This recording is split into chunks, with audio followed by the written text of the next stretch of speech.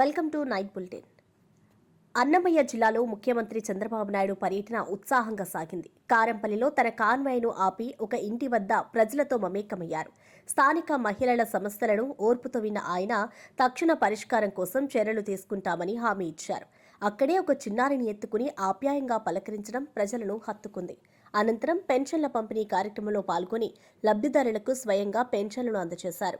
చంద్రబాబు తన పాలనలో ప్రజలతో నేరుగా మమేకమవ్వడమే ప్రథమ కర్తవ్యమని పేర్కొన్నారు. ఆయన వినయం, ఆప్యాయతతో మాట్లాడడం స్థానికుల్లో నమ్మకాన్ని కలిగించిందని వాతావరణం స్పష్టమైంది. నాకు అత్యంత ప్రీతి ప్రాంతమైనటువంటి ప్రాంతంలో మా తెలుగింటి ఆడపడుచులు చూస్తున్నా పెద్ద ఎత్తున వచ్చారు. మా ఆడబిడ్డలకి ఇంకో పక్కన పిల్లలు కూడా చాలా మంది వచ్చారు. వాళ్ళు కూడా పిల్లలు చూస్తే ఈరోజు మనం ఇచ్చినటువంటి తల్లికి వందనం పైన నాకు ధన్యవాదాలు చెప్పడానికి వచ్చారని చెప్పి ఆశిస్తున్నా. అలాంటి చిరంజీవులకి ఇంకో పక్కన సోదరులందరికీ యువత ఎప్పుడు కూడా సమాజానికి ఎంతో అవసరం. అలాంటి యువ సోదరులు చూస్తే నాకు ఒక ధైర్యం, తప్పకుండా తొందరలోనే 1 ఫ్యామిలీ 1 ఎంటర్‌ప్రెన్యూర్ మీ ద్వారానే సాధ్యం. అది సాధిస్తామని మరొకసారి యువతకంతా హామీ ఇస్తున్నా. తుంగతుర్తి నియోజకవర్గంలో మాజీ ఎమ్మెల్యే గదారి నేతృత్వంలో బీఆర్ఎస్ కార్యకర్తలు రాస్తారోకో చేపట్టారు. ప్రారంభంలో కాళేశ్వరం గోదావరి జలాలతో తెలంగాణ తల్లి విగ్రహానికి జలాభిషేకం నిర్వహించారు. అనంతరం గదారి మాట్లాడుతూ కేసీఆర్పై సిబిఐ విచారణ ఆదేశించడం వెనుక రాజకీయ ఉద్దేశాలు ఉన్నాయని ఆరోపించారు. కేంద్రం, రాష్ట్రం కలిసి తెలంగాణ ప్రయోజనాలను విస్మరించాయని విమర్శించారు. బీఆర్ఎస్ శ్రేణులు పెద్ద సంఖ్యలో పాల్గొని నినాదాలతో కార్యక్రమాన్ని విజయవంతం చేశారు. ఈ నిరసన నియోజకవర్గంలో ఉద్రిక్తత వాతావరణాన్ని సృష్టించింది.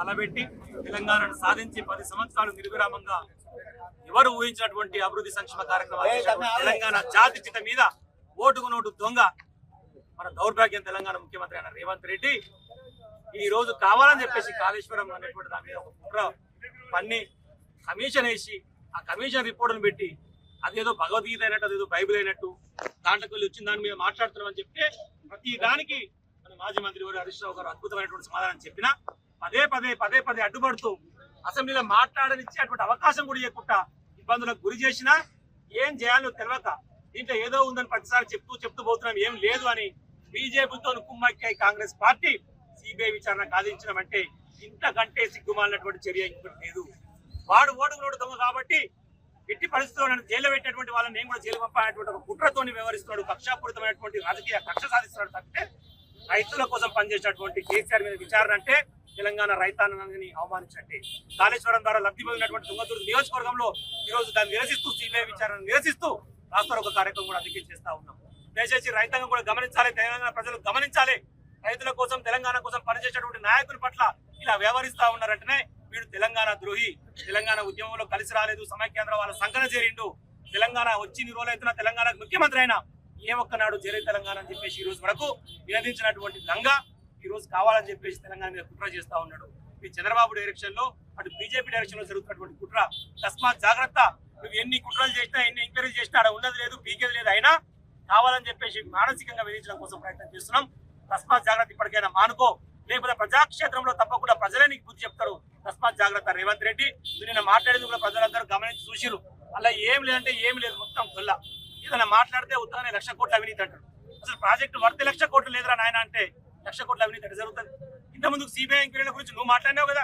సిబిఐ మొత్తం బీజేపీ జోబులు ఉన్నటువంటి సంస్థ, బీజేపీ పార్టీలకు వివరిస్తాను. మీ రాహుల్ గాంధీ మాట్లాడింది కదా, ఈ సోనియా గాంధీ మాట్లాడింది కదా, ఈ ప్రియాంక వధేరా మాట్లాడింది కదా, వీళ్ళందరూ సిబిఐ గురించి మాట్లాడారు. మరి వాళ్ళు సిబిఐకి ఇస్తా అంటే అర్థమైంది. బడేబాయ్ చూడబాయ్ సంబంధం నడుస్తుందా? బీజేపీ కాంగ్రెస్ కుమ్మక్కై కేసీఆర్ తట్టుకునేటువంటి శక్తి మీకు లేక లోపల చీకటి ఒప్పందాలు చేసుకుని ఇలాంటి కుట్రనీతి ప్రయత్నాలు చేస్తే ఎవరు కూడా ఉపేక్షించే పరిస్థితులు లేరు. ప్రజలు మీకు తప్పకుండా బుద్ధి చెప్తారు. తస్మాత్ జాగ్రత్త అని చెప్పేసి హెచ్చరిస్తా ఉన్నాం. జై తెలంగాణ. సూర్యాపేట నియోజకవర్గంలో రైతులు కార్యకర్తలు భారీ ఎత్తున ధర్నా చేపట్టారు. వర్కింగ్ ప్రెసిడెంట్ కేటీఆర్ ఆదేశాల మేరకు జరిగిన ఈ నిరసనలో బీజేపీ, కాంగ్రెస్ కలిసి కాళేశ్వరం ప్రాజెక్టును మూసివేయాలని కుట్ర చేస్తున్నాయని తీవ్ర విమర్శలు వినిపించాయి. తెలంగాణ వరప్రదాయిని అయిన కాళేశ్వరాన్ని అడ్డుకోవడం రాష్ట్ర ప్రజల భవిష్యత్తుకు ద్రోహమని అన్నారు. నదీ జలాలను ఆంధ్రప్రదేశ్కు తరలించేందుకు జరుగుతున్న యత్నాలపై ఆగ్రహం వ్యక్తం చేశారు.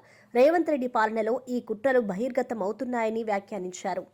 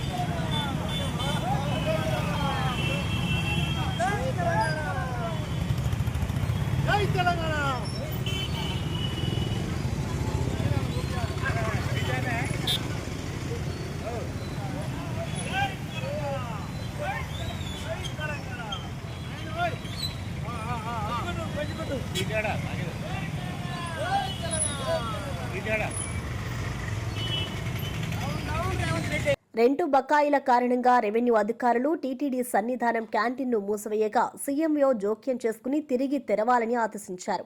టీటీడీ నోటీస్ ప్రకారం 2.85 కోట్ల బకాయి ఉండగా కేవలం 1 కోటి మాత్రమే చెల్లించారని సమాచారం. అయినప్పటికీ తిరిగి అనుమతి ఇవ్వడం వివాదాస్పదమైంది. మాజీ చైర్మన్ భూమన కరుణాకర్ రెడ్డి మాట్లాడుతూ శ్రీవారి సేవా పేరుతో వ్యాపార ప్రయోజనాలు ప్రోత్సహించడం తప్పు అని అన్నారు. సాధారణ భక్తులు ఇబ్బందులు పడకుండా చర్యలు తీసుకోవాలని డిమాండ్ చేశారు. కానీ ఇక్కడే మతలబు ఏంటంటే వెంటనే సీఎం ఆఫీస్ ఇంటర్ఫియర్ అయ్యి సిఎంపి నంబర్ 694 ప్రిన్సిపల్ సెక్రటరీ బ్రాకెట్లో ఎంఆర్సి 2024 డేటెడ్ 30/12/2024 టీటీడీ అధికారులకు requesting of reopening of canteen and regularization అని వాళ్ళు చాలా స్పష్టంగా సీఎంఓ ఆఫీస్ నుంచి ఒక ఉత్తరం, దాని నంబర్ కూడా మీకు చదివి వినిపించటం జరిగింది. వాళ్ళు అప్పటికి టీటీడీ ఇచ్చిన నోటీసు ప్రకారం 2,75,74,106 రూపాయలు డబ్బులు 26/5 తేదీకి 2025 నాటికి కట్టాలి. కానీ వాళ్ళు కట్టినటువంటి డబ్బులు 1,24,400 రూపాయలు మాత్రమే కట్టడం జరిగింది.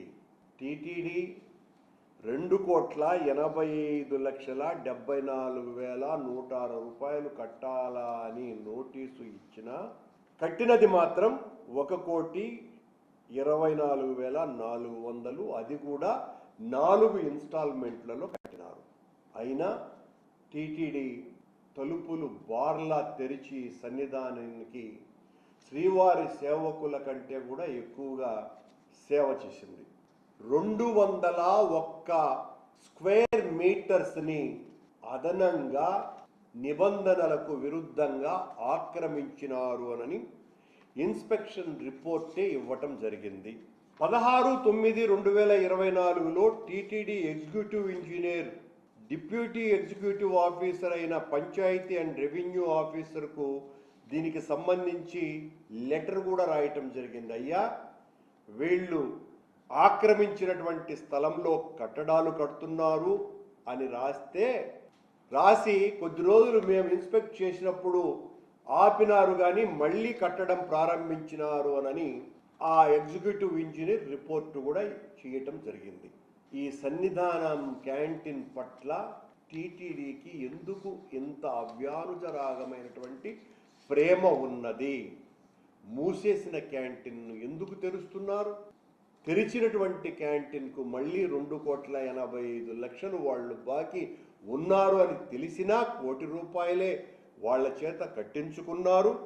అంతే కూడా కాకుండా వాళ్ళు అదనంగా ఆక్రమించినటువంటి చెట్లల్లో 15 చాలా పెద్ద చెట్లను కొట్టివేశారు అన్నటువంటి రిపోర్టు కూడా ఉండినా, ఎప్పుడైతే సీఎం ఆఫీస్ నుంచి ఉత్తరం వచ్చిందో వెంటనే అటవీ శాఖ అధికారులు అక్కడ 4 కేషియా చెట్లున్నాయి, వాటిల్ని కొట్టినాము అని చెప్పినారు. సీఎం గారు లెటర్ రాసిన వెంటనే జనవరిలోనే వీళ్ళు ఓపెన్ చేసుకున్నారు. కానీ లేబర్ ఫోర్స్ సర్వే ప్రకారం 29 ఏళ్లలోపు యువతలో 21% నిరుద్యోగిత ఉందని తేలింది. దీనిపై స్పందించిన వైఎస్ఆర్సీపీ ప్రతినిధి కారుమూరు వెంకటరెడ్డి, చంద్రబాబు యువతను మోసం చేశారని ఆరోపించారు. ఎన్నికల సమయంలో 20 లక్షల ఉద్యోగాలు ఇస్తారని, ఇవ్వలేకపోతే నెలకు 3,000 నిరుద్యోగ భృతి అందిస్తారని హామీ ఇచ్చి అమలు చేయలేదని మండిపడ్డారు. యువతను నమ్మించి వంచారని తీవ్రంగా విమర్శించారు. ఇంకా పైన వాళ్ళు ఇంకెంతమంది ఉంటారో ఆలోచించుకోండి. అంటే 30 సంవత్సరాలు దాటిన వాళ్ళు ఇంకెంతమంది నిరుద్యోగులు ఉన్నారో మనకి ఈ లెక్క చూస్తేనే అర్థమవుతుంది. కేవలం 29 సంవత్సరాల వయసు లోపు ఉన్న వాళ్ళని లేబర్ ఫోర్స్ నివేదిక సర్వే చేస్తే మన ఏప్రిల్ నుంచి జూన్ వరకు గ్రామీణ ప్రాంతాలు కానీ పట్టణ ప్రాంతాల్లో కానీ అది యువతి యువకుల మీద ఇద్దరి మీద సర్వే చేస్తే 29 సంవత్సరాల వయసు లోపు ఉన్న వాళ్ళు 21% మంది నిరుద్యోగులు ఉన్నారండి. మరి 29 సంవత్సరాల వయసు పైబడిన వాళ్ళు ఇంకెంతమంది నిరుద్యోగులు ఉంటారు ఈ లెక్కలో? సో అంటే రాష్ట్రంలో ఎంత దారుణమైనటువంటి పరిస్థితులు ఉన్నాయో ఇక్కడ ఇది కనపడతా ఉంది. చంద్రబాబు నాయుడు గారు మాత్రం ఊదర కొడతాడు ఎన్నికల అధికారంలోకి వచ్చే ముందు. 20 లక్షల ఉద్యోగాలు ఇస్తాం, ఒకవేళ ఉద్యోగాలు ఇవ్వకపోతే నిరుద్యోగ వృత్తి ఇస్తాం. ₹1 ఒక్కరికి కూడా నిరుద్యోగ వృత్తి ఇచ్చింది లేదు, ఒక్క ఉద్యోగం కూడా ఇచ్చింది లేదు.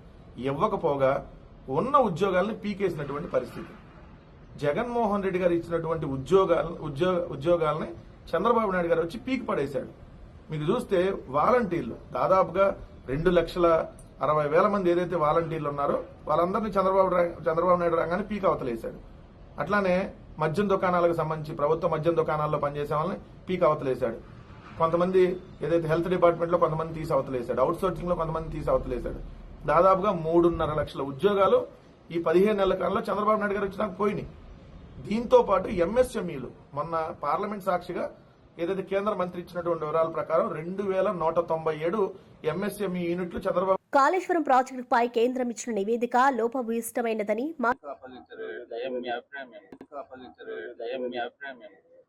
మంచి పని చేసిండ్రు. వాళ్ళకు చేత కాదని తెలుసు, వాళ్ళ రిపోర్టు తడకని తెలుసు, వాళ్ళ రిపోర్టు నిలవదనేది వాళ్ళకి అర్థమైంది. కాబట్టి ఇవాళ వాళ్ళు డిజైన్ చేసుకోవడం కోసం ఈ పని చేసిండ్రు. ఏది ఏమైనప్పటికీ కూడా ఖచ్చితంగా సిబిఐ సంపూర్ణంగా ఎంక్వైరీ చేస్తారని, దాని జరిగిన అక్రమాలను వెలికితీస్తారనే విశ్వాసం మాకుంది. సుగాలి ప్రీతి కేసుతో బాధలో ఉన్న ఆ కుటుంబాన్ని వైఎస్ఆర్సీపీ ఎమ్మెల్సీ వరదు కళ్యాణి పరామర్శించారు. తల్లిదండ్రుల ఆవేదన విని వారికి ధైర్యం చెప్పారు. కేసుకు సంబంధించిన వివరాలను ప్రీతి తల్లి నేతలకు వివరించారు. న్యాయం జరిగే వరకు పార్టీ వెన్నంటే ఉంటుందని కళ్యాణి హామీ ఇచ్చారు. ఈ సందర్శనతో కుటుంబానికి కాస్త ఊరట లభించింది. చేసేటప్పుడు సెమెన్ ఉందా లేదనేసి అదొక కూడా టెస్ట్ వచ్చింది మేడం. సైటాలజీ రిపోర్ట్ అని sperms of human being complete form of head body type అంటే లైవ్లో ఉన్న స్పర్మ్ దొరుకుతుంది. అంటే చనిపోయే ముందు రోజు కానివ్వండి, చనిపోయే ఒక గంట ముందు కానీ 3 days మాత్రమే లైవ్లో ఉంటుంది. మరి ఆల్మోస్ట్ చాలా అంటే లోపలికి వెళ్ళి తగిలింది అని, అది శారీ వల్ల కాదు అని క్లియర్ కట్గా ఉంది. ఇన్ని రిపోర్ట్స్ ఉంటే కూడా ఇప్పటి వరకు కూడా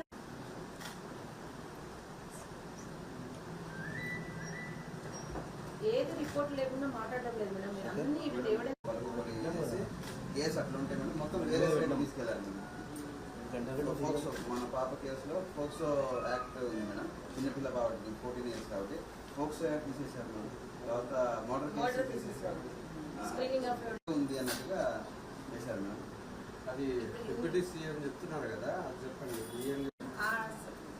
పవన్ కళ్యాణ్ గారు ఏం చెప్తున్నారు కూడా నాకు ఇంతవరకు ఇంకా 3 సార్లు విన్నా కూడా క్లారిటీ రావట్లేదు. అసలు దోషులు ఉంటే శిక్షించండి అంటారు, దోషులు లేకుండానే ఎఫ్ఐఆర్ అయింది, దోషులు లేకుండా నేను ఇంతవరకు పోరాడినాను, దోషులు లేకుంటే పాపను ఎవరు చంపినారు మేడం? మరి ఈయననే ఇంకా సర్టిఫికేట్ ఇచ్చేస్తున్నట్టు వాళ్ళకి దోషులు ఉంటే శిక్షించాలి అంటే ఎంతవరకు అంటే నేను చేసిన ఈ 8 ఏళ్ల పోరాటం వృధా చేయడానికి మా మాటలు అనేది. ఇప్పుడు క్లారిటీ చెప్పాలండి ఏదైనా కానీ సగం చెప్పగలుగుతున్నాం. ఇప్పుడు ఆయన నాలెడ్జ్ ఉంటే కరెక్ట్ చెప్పాలి, ఇట్లా అని సగం చెప్పేసి ఎక్స్ప్లెయిన్ చేస్తారు. మిగతా ఎమ్మెల్యేలు చేస్తారా లేకుంటే టీపీసీసీ చీఫ్ మహేష్ కుమార్ గౌడ్ మాట్లాడుతూ బీసీలకు 42% రిజర్వేషన్ బిల్లును ఆమోదించాలంటూ గవర్నర్ను అన్ని పార్టీల నేతలతో కలిసి కోరామని తెలిపారు. ఇది సామాజిక న్యాయానికి కీలకమని చెప్పారు. బీసీ వర్గాలకు అవకాశాలు కల్పించడం సమాజ అభివృద్ధికి దోహదం చేస్తుందని అన్నారు.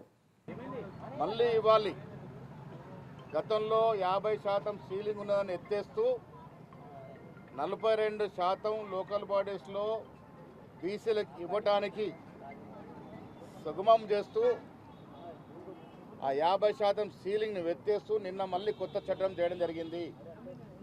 అది గవర్నర్ గారికి వస్తుంది కాబట్టి కుల సర్వే ద్వారా వచ్చిన డాక్యుమెంట్ని ఆధారం చేసుకొని అదే బేస్గా చేసుకొని రాష్ట్ర అసెంబ్లీలో చట్టాలు చేయడం జరిగింది.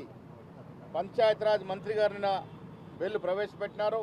నేను అసెంబ్లీలో ఆమోదం పొందింది, వాళ్ళ కౌన్సిల్లో ఆమోదం పొందింది.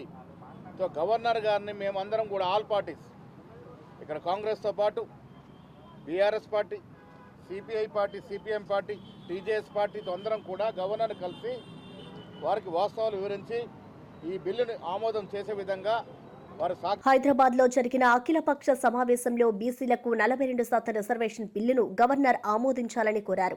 కాంగ్రెస్ నేతలతో పాటు సిపిఐ, సిపిఎం నాయకులు కూడా పాల్గొన్నారు. గవర్నర్ బీసీ జనాభా వివరాలను అడిగి తెలుసుకున్నారు. డాక్యుమెంట్ ఆధారంగా అమలు చేయాలని సూచించారు.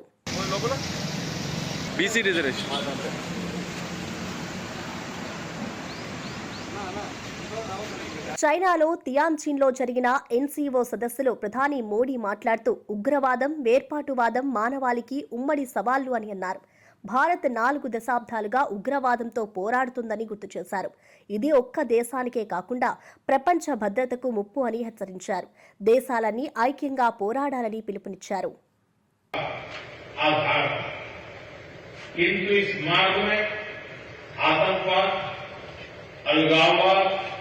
और अतिवाद बड़ी चुनौतियां हैं। आतंकवाद सिर्फ किसी देश की सुरक्षा ही नहीं बल्कि पूरी मानवता के लिए एक साझा चुनौती है। कोई देश, कोई समाज, कोई नागरिक अपने आप को इससे सुरक्षित नहीं समझ सकता। इसलिए आतंकवाद से लड़ाई में भारत ने एकजुटता पर बल दिया। इसमें एससीओ रेड्स की बहुत महत्वपूर्ण भूमिका रही। इस वर्ष भारत ने ज्वाइंट इंफॉर्मेशन ऑपरेशन को लीड करते हुए अल कायदा और इससे जुड़े आतंकी संगठनों से लड़ने का इनिशिएटिव किया। हमने रेडिकलाइजेशन के विरुद्ध समन्वय बढ़ाने और मिलकर कदम उठाने का भी प्रस्ताव रखा। टेरर फाइनेंसिंग के खिलाफ आवाज उठाई। इसमें मेरे समर्थन के लिए मैं आभार व्यक्त करता हूं। మాజీ ఎమ్మెల్సీ జీవన్ రెడ్డి మాట్లాడుతూ రాజకీయ కక్షలు ఉంటే రాష్ట్ర ప్రభుత్వం తన విచారణ సంస్థలతోనే దర్యాప్తు చేయించేదని అన్నారు. కానీ కేసును సిబిఐకి అప్పగించడం నిబద్ధతకు నిదర్శనమని తెలిపారు. పారదర్శకంగా విచారణ జరగాలని సూచించారు. రాష్ట్ర ప్రభుత్వ పరిధిలో అస్త్రాన్ని నిజంగానే రాష్ట్ర ప్రభుత్వం ఏదైనా కక్షపూరితంగానో రాజకీయంగానో నిర్ణయం తీసుకోవాలని చెప్పి భావించి ఉంటే ఏ సిట్టో సిబిసిఐ వేస్తే అయిపోతుండే. కానీ ఆ విధంగా అపోహలకు తావీయకుండా రాష్ట్ర ప్రభుత్వం నిష్పక్షపాతంగా పారదర్శకంగా నిర్ణయాలు తీసుకుంటుందని తెలియజెప్పే విధంగా సిబిఐకి అప్పగించడం ఇది రాష్ట్ర ప్రభుత్వం యొక్క నిబద్ధతకు వాస్తవాలు ఏదైతుందో ప్రజలు గ్రహించబడే విధంగా వాస్తవాలు ప్రజలు గ్రహించబడే విధంగా కేవలం ప్రకటనలకే పరిమితం కాకుండా చేతల ద్వారా దాన్ని నిరూపించబడే విధంగా సిబిఐ. హైదరాబాద్ తాజ్ కృష్ణాలో ఇండియా కూటమి నేతల సమావేశం జరిగింది. జస్టిస్ సుదర్శన్ రెడ్డిని ఉపరాష్ట్రపతి అభ్యర్థిగా నిలబెట్టామని సీఎం రేవంత్ రెడ్డి తెలిపారు. రాజ్యాంగ పరిరక్షణ, రిజర్వేషన్ల పెంపు కోసం ఆయన పోరాడతారని అన్నారు. ఎన్డీఏ రాజ్యాంగాన్ని మార్చే ప్రయత్నం చేస్తుందని ఆరోపించారు. ఈరోజు జాతీయ స్థాయిలో తెలుగు వాళ్ళ మనుగడ ఉనికి ప్రమాదకరంగా మారిన సందర్భంలో ఇండియా కూటమి రాజ్యాంగ నిపుణుడు, న్యాయ కోవిదుడు జస్టిస్ సుదర్శన్ రెడ్డి గారిని పార్టీలకు, రాజకీయాలకు అతీతంగా ఉపరాష్ట్రపతి అభ్యర్థిగా ప్రకటించడం జరిగింది. ఇండియా కూటమి యొక్క ఆలోచనను జస్టిస్ సుదర్శన్ రెడ్డి గారు గౌరవించి ఈరోజు ఎన్నికల బరిలో దిగడం జరిగింది. వారు ఎన్నికల బరిలోకి రావడంతో ఎన్డీఏ కూటమికి జాతీయ స్థాయిలో ఒక బలమైన ఛాలెంజ్ను విసరగలిగినాం. ఈరోజు ఎన్నికలు జరుగుతున్నది. రాజ్యాంగాన్ని మార్చాలని, రిజర్వేషన్లను రద్దు చేయాలని ఎన్డీఏ కూటమి ప్రయత్నం చేస్తుంటే, రాజ్యాంగాన్ని పరిరక్షించాలి, పేదలకు రిజర్వేషన్లను పెంచాలి, ప్రజాస్వామ్యాన్ని కాపాడాలి అనే కూటమి ఇంకొక వైపున ఈ ఎన్నికల బరిలో నిలబడ్డారు. మొన్న ఉపరాష్ట్రపతి గారి రాజీనామా అందరికి ఆశ్చర్యకరం. వారి రాజీనామాకు గల ఒత్తిడి, కేంద్ర ప్రభుత్వం యొక్క వైఖరి దేశ ప్రజలందరూ గమనిస్తున్నారు. ఇలాంటి సందర్భంలో ఉపరాష్ట్రపతి ఎన్నికలకు అత్యంత ప్రాధాన్యత ఏర్పడ్డది. ఈరోజు జరుగుతున్న ఎన్నికల్లో ఒకే ఒక ఎజెండా, రాజ్యాంగాన్ని మార్చి రిజర్వేషన్లను రద్దు చేయాలనే ఎజెండాతో ఎన్డీఏ అభ్యర్థిని ముందులు పెడితే, రాజ్యాంగాన్ని పరిరక్షించడమే కాదు, రిజర్వేషన్లను పెంచాలి, ప్రజాస్వామ్యాన్ని కాపాడాలి అని చెప్పి ఇండియా కూటమి ఈరోజు జస్టిస్ సుదర్శన్ రెడ్డి గారిని ఈ ఎన్నికల బరిలో దించిండ్రు. కొంతమంది మిత్రులు కొన్ని అంశాలు ప్రస్తావిస్తున్నారు. జస్టిస్ సుదర్శన్ రెడ్డి గారు నక్సలైట్లను, జాతీయ స్థాయి నాయకత్వం మాట్లాడుతుంది, ఇక్కడ ఉన్న వాళ్ళు చిన్న చిన్న కారణాలు ఎత్తుకుతున్నారు. నేను ఒకే సూచన చేస్తున్నా, ఎన్నికలు, రాజకీయాలు, వివాదాలు మనం ఎప్పుడైనా మాట్లాడుకోవచ్చు. మన తెలుగువాడు, మనవాడు, రాజ్యాంగ నిపుణుడికి ఒక అవకాశం వచ్చింది. జాతీయ స్థాయిలో మనం ప్రతిష్ట కోల్పోతున్న సందర్భంగా తెలుగు వాళ్ళ యొక్క గౌరవాన్ని, ప్రతిష్టను పెంచే సందర్భంలో జస్టిస్ సుదర్శన్ రెడ్డి గారు అభ్యర్థిగా రావడము, మనందరం ఏకతాటి మీదకి వచ్చి రాజకీయాలను, మన మధ్యలో ఉన్న భిన్న అభిప్రాయాలను పక్కన పెట్టి జస్టిస్ సుదర్శన్ రెడ్డి గారికి అండగా నిలబడాలి అని చెప్పి నేను ఈ వేదిక మీద నుంచి విజ్ఞప్తి చేస్తున్నా. ప్రధానంగా చంద్రబాబు నాయుడు గారు, పవన్ కళ్యాణ్ గారు, వైఎస్ జగన్మోహన్ రెడ్డి గారు, చంద్రశేఖరరావు గారు, అసదుద్దీన్ ఓవైసీ గారు, వీళ్ళందరికీ పార్టీ నాయకులకు విజ్ఞప్తి చేయడమే కాకుండా 42 మంది లోక్సభ సభ్యులు, 18 మంది రాజ్యసభ సభ్యులకు కూడా వ్యక్తిగతంగా నేను విజ్ఞప్తి చేస్తున్నా, మీరందరూ ఆత్మ ప్రబోధానుసారము ఓటేయండి. బీసీ రిజర్వేషన్ల తీర్మానం మంచిదని సిపిఐ నేత నారాయణ అన్నారు. అయితే కాళేశ్వరం చర్చలో కేసీఆర్ గైర్హాజరు కావడం ప్రజాస్వామ్యానికి అవమానమని మండిపడ్డారు. ఆయన తన అసెంబ్లీ సభ్యత్వానికి రాజీనామా చేయాలని డిమాండ్ చేశారు. Yesterday it was unanimously, but the surprise that KCR, Chandrasekhar Rao, he is twice chief minister and is the tallest personality in Telangana state. That person, and he skipped the assembly. He didn't attend it. While the people are believed you vote for, and you are MLA, and you are supposed to go to assembly, and tell whatever you like, but you are running away from the assembly means irresponsible. And I demand that he should resign from the assembly post. And at the same time, I am congratulating the Chief Minister that he accepted to pass a resolution on 42% of peace reservation. I once again congratulate Chief Minister of Telangana. BJP MLA Palvai Harish Babu psychiatrist దగ్గరకు వెళ్లాలని RS Praveen Kumar అన్నారు. కాళేశ్వరం ఇంజనీర్ల అక్రమ ఆస్తులపై అబద్దాలు చెబుతున్నారని ఆరోపించారు. ప్రజా ఆసుపత్రులను మూసివేసి ప్రైవేట్ ఆసుపత్రుల కోసం కుట్ర చేస్తున్నారని మండిపడ్డారు. రేవంత్ రెడ్డితో కుమ్మక్కై అబద్దాలు చెబుతున్నారని వ్యాఖ్యానించారు. ఈ అధికారులు 200 కోట్ల రూపాయలు ఒకటే సిఈ ఇంట్లో దొరికినాయి అంటాడు. అయ్యా హరీష్ బాబు గారు, మీరు ఒకసారి సైకాట్రిస్ట్ దగ్గరికి వెళ్ళాలి. మీరు హెల్యూసినేషన్స్ గురవుతున్నారు, మీది మతి భ్రమించి మాట్లాడుతున్నారు. వీళ్ళ మొత్తం 3 కేసుల్లో, ఏసీబీ కేసుల్లో ఈ 3 సిఈల సోకాల్డ్ ఏసీబీ ఎఫ్ఐఆర్లో ఇచ్చిన సోకాల్డ్ అక్రమ ఆస్తుల చిట్టా మొత్తం కలిపితే 25 కోట్ల రూపాయలు. 35 సంవత్సరాల సర్వీస్ ఉంది వాళ్ళకు. మీరు మీ సిర్పూరు కాగజ్ నగర్లో ఆ పేద ప్రజలందరినీ దోచి వాళ్ళ ప్రాణాలతో ఆడుకొని ప్రజా లైఫ్ కేర్ అనే హాస్పిటల్ పెట్టి ప్రభుత్వ ఆరోగ్య వ్యవస్థను మొత్తం నాశనం చేసి అందరు పేషెంట్లు కూడా మీ హాస్పిటల్కి రావడానికే మీరు వేస్తున్న సోకాల్డ్ కుట్ర, మీ నరేంద్ర మోడీని కూడా మోసం చేసి ఆయుష్ కేంద్రాలను కూడా బంద్ పెట్టి అందరు కూడా మీ ప్రజా లైఫ్ కేర్ హాస్పిటల్కి వచ్చే కుట్ర ముందు ఇది చాలా చిన్నదనిపిస్తున్నది నాకు. మీరు సిగ్గు లేకుండా అసెంబ్లీలో హరీష్ బాబు గారు మీరేం మాట్లాడతారు? ఒక సిఈ దగ్గర 200 కోట్లు దొరికిందా? ఏ లోకంలో ఉన్నావు నాన్న నువ్వు? సో వీళ్ళకి మొత్తం కలిపి ఏసీబీ వాళ్ళు రాసిందే 25 కోట్ల. 25 కోట్లు వాళ్ళు చూపించింది ఒక్కొక్క తేడా ఎంతుంది. ఈ నూనె శ్రీధర్కి వచ్చేసి 2.5 కోట్లు, అదేవిధంగా బూక్యాడ్ రామ్కు 3.5 కోట్లు.